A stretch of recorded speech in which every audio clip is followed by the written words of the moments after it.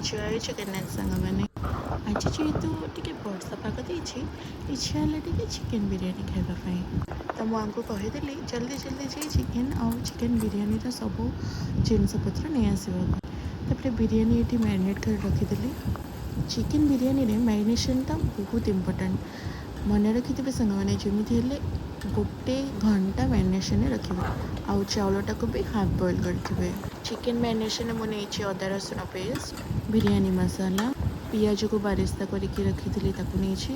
ଦେନ୍ ଲୁଣ, ହଳଦୀ, ଲଙ୍କାଗୁଣ୍ଡ, ସୋରିଷ ତେଲ, ଟିକେ ଦହି, ଧନିଆ ପତ୍ର, ପୁଦିନା ପତ୍ର ଏସବୁକୁ ପକେଇକି ଭଲସେ ମ୍ୟାରିନେସନ୍ କରି 1 ଘଣ୍ଟା ରଖିଦେଇଥିଲି।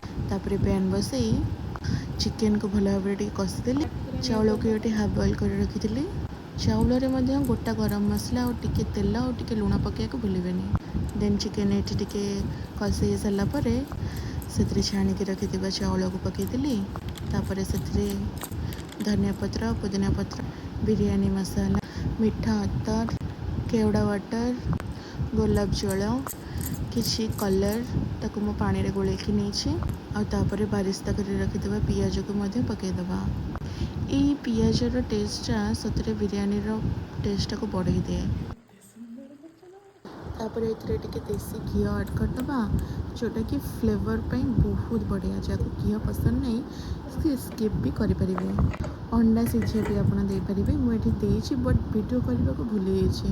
ତାପରେ ଗୋଟେ ତାୱା ବସେଇ ଧିମା ଆଞ୍ଚରେ, ମନେ ରଖିଥିବେ ଧିମା ଆଞ୍ଚରେ ରଖିକି ତାକୁ ସେ ଟପ୍ଟାକୁ ତା ଉପରେ ବସେଇକି 20 ମିନିଟ୍ ଦମ୍ରେ ଛାଡ଼ିଦେବେ। ତାପରେ ଦେଖନ୍ତୁ ବନିକି ରେଡ଼ି ହେଇଯାଇଛି ଆମର yummy tasty restaurant style chicken ଦମ୍ ବିରିୟାନୀ। ତାପରେ ଏଠି ଆମର ହଜବେଣ୍ଡ ବି ପ୍ରିପେୟାର କରିକି ରଖିଥିଲେ ରାଇତାଟା ବି ବହୁତ ଟେଷ୍ଟି ହେଇଥିଲା। ବିରିୟାନୀ ବି ଦେଖନ୍ତୁ ଚାଉଳ ପୁରା ଖିଲା ଖିଲା ହେଇକି ଅଛି। ଆଉ ସତରେ ସାଙ୍ଗମାନେ ବହୁତ ଟେଷ୍ଟି ହେଇଥିଲା।